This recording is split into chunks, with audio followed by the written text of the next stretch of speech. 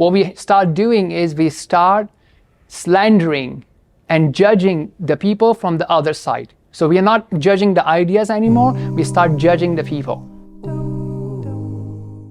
إنا أرسلناك بالحق بشيرا ونذيرا ولا تسأل عن أصحاب الجحيم. You're not required to pass judgment on others. So in this verse, we learn about this very important principle, which a lot of us are spending huge amount of times on.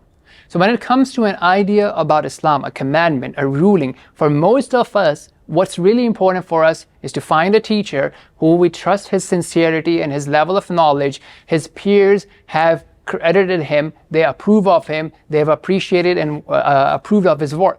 And we go and we find out that what is the stance or ruling or commandment of Islam in such and such matter, and we go and we do it.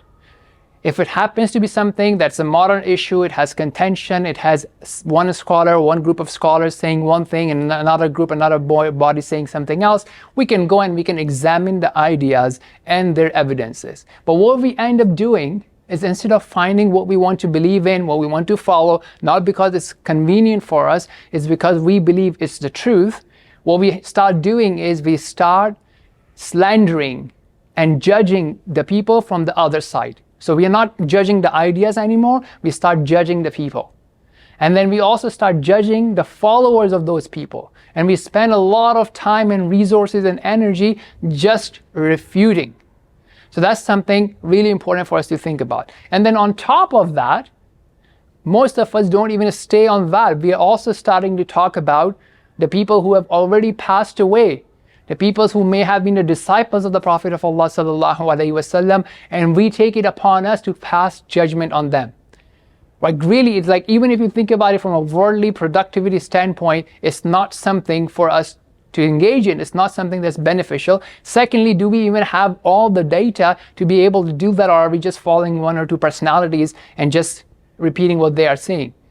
Would we not be accountable in front of Allah subhanahu wa ta'ala when it comes to that? So let's stay away from doing that, focus on ourselves, figure out what we need to do and make it happen. The second thing here is the notion of clearly conveying the message of Allah. As Allah says, إِنَّا أَرْسَلْنَاكَ بِالْحَقِّ بَشِيرًا وَنَذِيرًا.